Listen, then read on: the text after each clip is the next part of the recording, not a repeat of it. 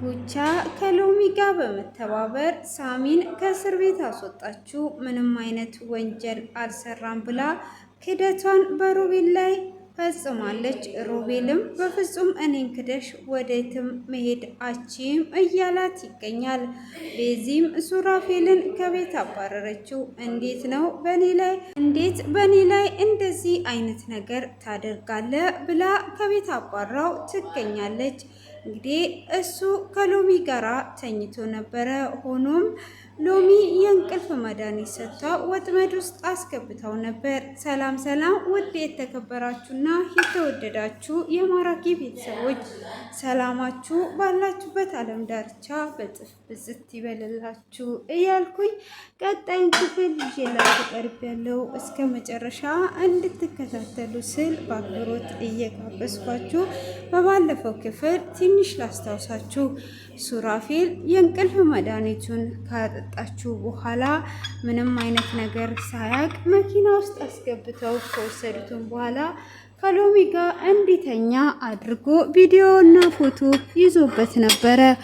እሱም ያንን በመያዙ አሁን በሳሚ ላይ መመስከር አለብህ፣ በሳሚ ላይ የማትመሰክር ከሆነ ይሄንን ለቤዚ አሳያታለሁ በማለትም ሱራፌልን ሲያስፈራራው ነበር ሮቤል። ሱራፌልም በፍጹም ይሄንን አላደርግም፣ ከፈለክ አሁኑኑ ልትልክላት ትችላለህ እንጂ በሳሚ ላይ በፍጹም አልመሰክርም በማለት ነበር ክፍሉ የተጠናቀቀው። ሆኖም ሱራፌልም እንግዲህ አልመሰክርም ብሎ ካለም በኋላ እሱም ፎቶውን ለመስጠት ይገደዳል። ሆኖም ያንን ፎቶ በር ላይ ያደርግና በሩን አንኳኩቶ ካለ በኋላ ቤዚ ትከፍታለች። ቤዚም በሩን እንደከፈተች ፎቶዎቹን ስታያቸው ሱራፌል ከሌላ ሴት ጋር ተኝቶ ነበረ። እሷም እጅግ ተናደድና ቶሎ ብላ ሱራፌልን እየጠራች ወደ ውስጥ ትገባለች። ሱራፌልንም ይሄ ነገር ምንድን ነው? ከየት የመጣ ነውስ? ምን እያደረግክ ነው ያለኸው ብሎ ስትለውም አዎ አጥፍቻለሁ፣ ይሄንን ያደረኩት ግን ለሳሚ ብዬ ነው ብሎ ይላታል። ይሄንን ልነግርሽ ብዙ ጊዜ አስቤ ነበር፣ ግን ፈርቼ ነው ሁሉንም ነገር የተውኩት በማለትም ይነግራታል።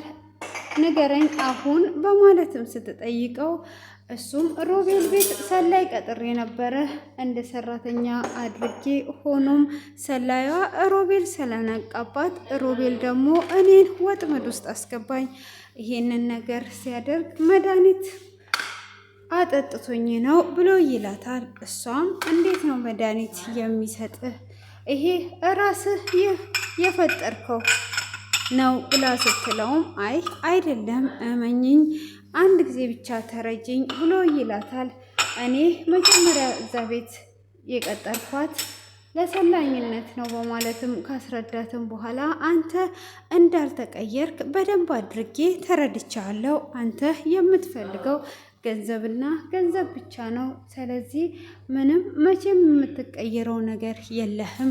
አሁን ቤቴን ለቀ እንድትወጣልኝ እፈልጋለሁ በማለት እንግዲህ ሱራፌልን ከቤት ታባርረዋለች። ሳሚም እንግዲህ ቀነ ቀጠሮ ደርሶ ምስክር ሊያስመሰክርበት በብር ገዝቷቸው ያስቀመጠ ሰዎች ነበሩ። ሆኖም ይሄንን ነገር እንደ ሳሚ እንደማይፈታ እንግዲህ ዶክተር ስለሚፈልግም ብር ገዝቶ ምስክሮቹን ካዘጋጀን በኋላ ዛሬ የደስታችን ቀን ነው፣ ቁርስ ምንድን ነው የሰራሽው ብሎ ሎሚን ይጠይቃታል። ሎሚም ዛሬ የሰራሁት እንቁላል ፍርፍር ነው በማለት ትመልስለታለች። አይ ወተትም እንድትገዢ እፈልጋለሁ ብሎ ይላታል። እሷም እሺ በማለት እያወራችው እያለ ጉቻ ትመጣለች። ምነው ቆማችኋል ብላ ስትልም አይ ቁርስ ቀርቧል፣ ዛሬ እንግዲህ የደስታችን ቀን ነው፣ ምስክሮቹ ይመሰክራሉ፣ ሳሚም ከእስር ቤት አይወጣም ብሎ ይላታል።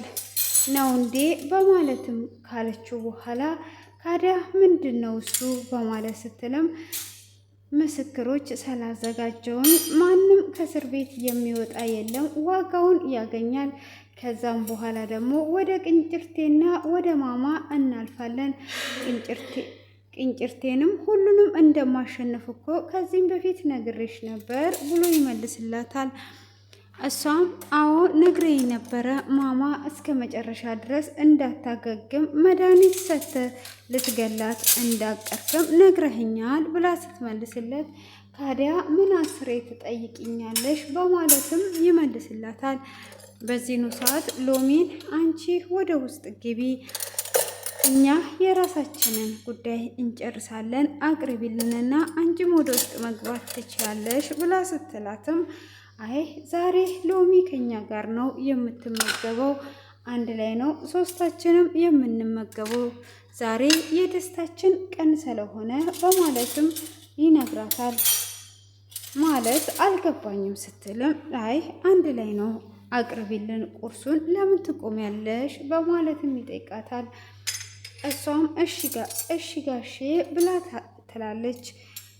ሆኖም እንግዲህ ቅንጭርቴን እንደሚገለው እስከ መጨረሻ ድረስ እንደሚያስወግዳቸውና ማማዬም ከሕክምናዋ እንዳታገግም እንዳትድን ሁሉንም በዚህ አይነት እንደሚያሸንፋቸው ለጉቻ እየነገራ ሳለ ጉቻም እስቲ ስልክህን ስጠኝ ስልክህን እፈልጋለሁ ብላ ትለዋለች። እሱም እሺ በማለት ስልኩን ይሰጣታል። እሱም ስልኩን ከሰጣትም በኋላ ሎሚንም ዛሬ ምንድን ነው እንደዚህ የሚያስፈዝዝሽ? ዛሬ እኮ የደስታችን ቀን ነው፣ ሂጂና ግዢ ያልኩሽንም ግዢና ቁርስ አቀራርቢልን በማለት ይላታል። እሷም እሺ በማለትም ትሄዳለች። እሷም ከሄደች በኋላ እንግዲህ ጉቻም ስልኩን ወስዳ ወደ ውስጥ ከገባች በኋላ የምስክሮቹን ስልኮች እንዳለ ከዛ ላይ ትወስዳለች። እሷም ከዛ ከወሰደችና ቁርሳቸውንም ከተመገቡ በኋላ ሳጂን ታገኘውና ሱራፌል ምንም አይነት ወንጀል እንዳልሰራና ቤቱን ልታቃጥል ሙከራ ያደረገችው እራሷ እንደሆነች ትነግረዋለች። እሱም እጅግ ይገረምና እሺ ብሎ ይላታል። ሆኖም ሎሚን ታገኛትና ሎሚ እኔና አንቺ አዎ በእርግጥ አንዋደድም፣ ዛሬ ግን አንቺም የሰውን ሕይወት ማጥፋት አትፈልጊም፣ እኔም የሰውን ሕይወት ማጥፋት አልፈልግም። እኔም የምፈልገው ብር ነው፣ አንቺም የምትፈልጊው ብር ነው። ስለዚህ አንድ እንሁንና ብራችንን ከዚህ ይዘን እንሂድ በማለት ትላታለች። ማለት እትዬ አልገባኝም ብላ ስትላትም አሁን በሱራፌል ላይ ምስክር ሊያደርግ ያላቸውን ሰዎች አንቺ ታውቂያቸዋለሽ ወይ ብላ ስትላትም አይ እኔ አላቃቸውም፣ በገንዘብ የደለላቸውን የምታውቂያቸው ከሆነ ታገናኘኛለሽ፣ ከዛም በኋላ እኔ እሱ የሚከፍልሽን በእጥፍ እከፍልሻለሁ ብላ ትላታለች። ወይ ጌታ ሆይ ዘንድሮ ምን አይነት ነገር ውስጥ ነው የገባሁት ብላ ትልና አይ እኔ አላቃቸውም ብላ ትላለች። ቅድም ሳሚን ሰምተሽዋል አይደለ? ሰው ሊገል ነው። መቼም ሰው እንዲገድል እና ወንጀል ውስጥ እንዲገባ አንቺም ሰው እንዲገደል አትፈልጊም። ስለዚህ እንስማማ ብላ ትላታለች። በኋላ ለሮቤል አሳልፈሽ አለመስጠትሽን እንዴት አድርጌ ነው የማምንሽ ብላ ስትላትም እኔም እንዴት አድርጌ አምንሻለሁ? ስለዚህ አንቺ ሶስቱ ምስክሮች ትነግሪኛለሽ፣ እኔም አንድ ሚስጥር እነግርሻለሁ ብላ ትላታለች። በዛ እንተማመናለን ብላ ስትላትም እሺ ሚስጥሩ ምንድን ነው በማለት ሎሚም ትጠይቃታለች። እኔም ከካሌብ ላይ የወሰድኩትን ስልክ ቁጥሮች አሳይሻለሁ፣ አንቺም ደግሞ እኔ ስልክ ቁጥሮቹን አሳይሻለሁ፣ አንቺም ሶስቱም ምስክሮች ታሳይኛለሽ በማለት ትጠይቃታለች። እሷም እሺ በቃ ምንም ችግር የለውም፣ ግን ይህንን ነገር ካወቀ በቤተሰቦቼ ላይ ችግር ይፈጠራል። እኔ ቤተሰቦቼ ላይ ምንም አይነት ችግር እንዲፈጠር አልፈልግም ብላ ትላታለች። ይኸው ሚስጥር እኮ ተቀያይረናል፣ ስለዚህ አሁን ይህንን ነገር እናደርግ በማለትም ይስማማሉ። እንግዲህ ከቤት እንደተባረረ ወደ መጠጥ ቤት ነበር የሄደው። እሱም በመጠጥ ውስጥ ገብቶ ራሱን እየወቀሰ ይገኛል። ሳሚ ምንም አላደረኩልህም በማለትም ራሱን ይወቅሳል። ሳሚም ከእስር ቤት ለመፈታት ዋሱ ሁሉ ነገር ቀርቦለት ሳለ ቤዛም ሱራፌልም ስላልሄዱ ምን ሆኖ ነው ለማን ነው የምደውለው እያለ እንግዲህ ግራ እየተጋባ አሁን እነሱ ካልመጡ በቃ ከእስር ቤት አልወጣም ማለት ነው ወይ ብሎ እየጠየቀው ነበረ።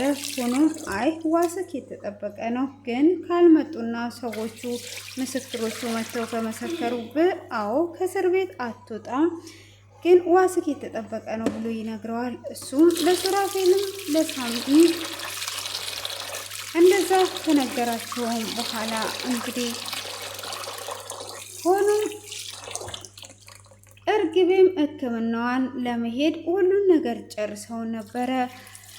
ሉላም እንግዲህ እሷ በመሄዷ ደስ ብሎኛል፣ ግን ሳሚ እስር ቤት ሆኖ ዝም ትለዋለህ ወይ ይህንን የመሰለ ሰው ብሎ ሲጥላትም ብቻ በውለታ እንድትይኝ አልፈልግም፣ እኔ የእናንተን ገንዘብ ሁሉንም ነገር አሳትሜ ስመጣ እከፍላታለሁ፣ ይሄንን በልንታ ልትይኝ አልፈልግም ብሎ ይላታል።